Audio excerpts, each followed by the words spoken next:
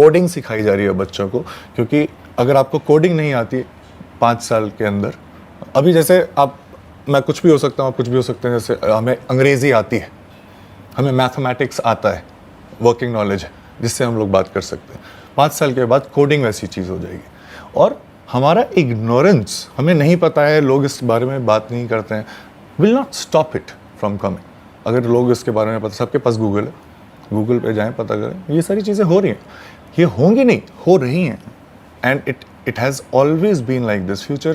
Future is already here, it is just unevenly distributed. उसको पूरा आने में थोड़ा टाइम लगता है, लेकिन आ जाएगा, आज नहीं तो कल आ ही जाएगा, क्योंकि it is inevitable, it is mathematical, it is that precise.